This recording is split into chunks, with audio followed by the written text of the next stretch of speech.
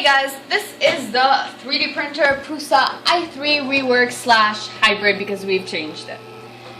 In this video, we're going to show you all the things we found wrong when we started building it because there are a lot of things wrong. And to fix them, people online have posted things on how to fix it.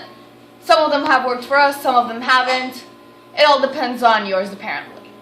Right now we're printing this object right here. And it's turning out pretty well, so we finally got the configurations down. One of the first things we found wrong was the heated bed. We can't print anything on it because we couldn't print because it would just slip off, it would stick to the extruder, it would slide off, it wouldn't work. First we tried printing it on the blue tape, which apparently worked for a lot of people. It didn't work for us. After that, we tried Gorilla Glue and this type of glue. It didn't work either.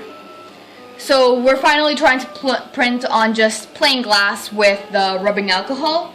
It's turning out pretty well so far. But you also need to have the temperature right. For us, the temperature that worked was 180 for the extruder and 70 for the heated bed. Degrees Celsius, by the way.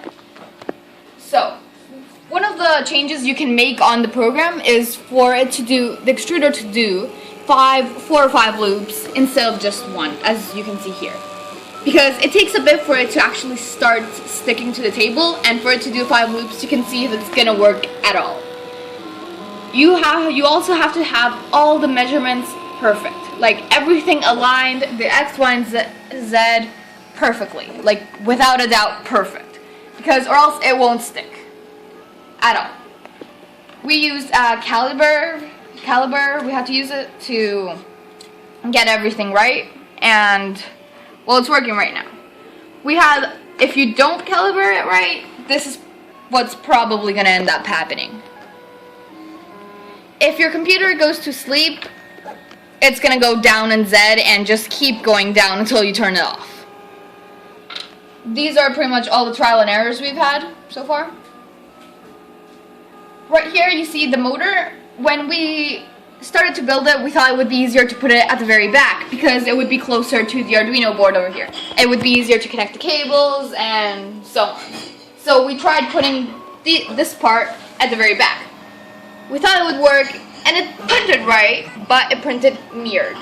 We thought we could fix this on the Arduino on the computer, but it didn't let us fix it. So we had to switch everything, take it apart, and put it at the very front. This is what happens when you switch it.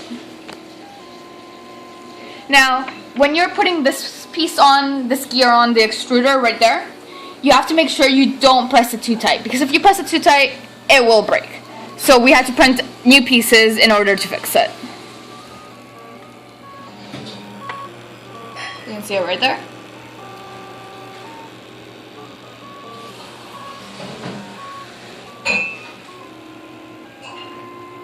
The herringbone that it has right here, herringbone, was switched when we did the mirrored. Main problem, it wouldn't work.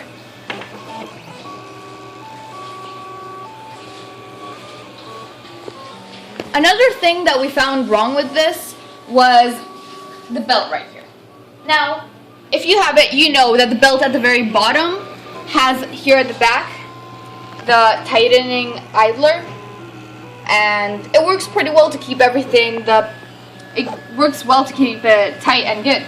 Now, for this one here, they decided not to put one. They just have it like that. So, we're gonna plan on printing a new piece to put on here, because this, after a few uses, is already really, really loose. So, we know that's gonna have problems if we don't fix that soon. Now, we used this tape to fix the electronics on the extruder right there. All the wiring that it has. And it's working pretty well, like the temperature it gets to is good. Now, to cut it, we used this here by accident when we started taking off the excess plastic that it has. We accidentally cut it a bit, and as you can see there, it's sort of popping out. So, don't use this to take off the plastic. Too sharp for the tape.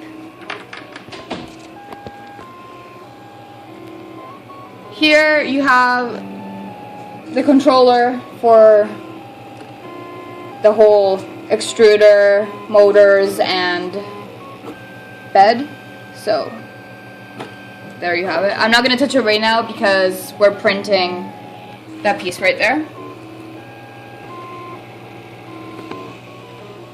For the program that we are using is this one right here. We used Slicer 3. For the slicer, we used the Slicer 3. And it's turning out pretty well.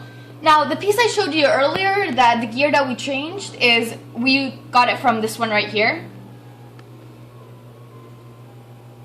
And the pieces he has are really good. We originally got the 3D printer because we were building this robot, as you can see here, which we were planning on making another video of. But the pieces were all bending and we just thought it was terrible. So it was moving pretty well. So now that we have the 3D printer, once we get all the measurements right and everything aligned, we're planning on designing with Blender the pieces for the robot and printing them on there to get everything exact, all the measurements perfect. Another problem we had, well, not a problem, but something we couldn't figure out when we first started building it, was the bed. As you can see here, this distance, there has to be a distance in between the plate that moves it back and forth and the actual heated bed. Because you have these right here, zip ties, holding down the pieces of the bed. And those pieces get in the way of the heated bed. You have to have a separation right there.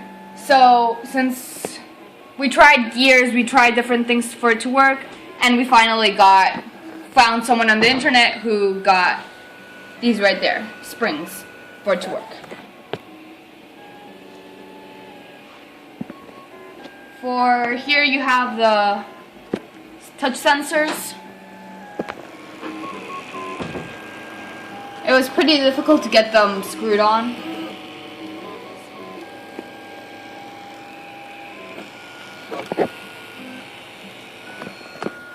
Another thing we're planning on doing soon is this. We're gonna print that piece right after we're done this.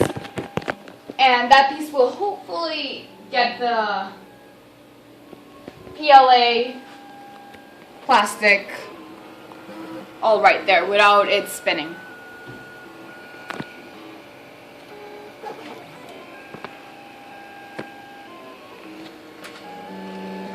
We used this right here for the cables and wiring. It's working out pretty well. We'll put all the stuff we used in the description below. So yeah, thanks for watching the video, and hopefully this will help you when you're making your own.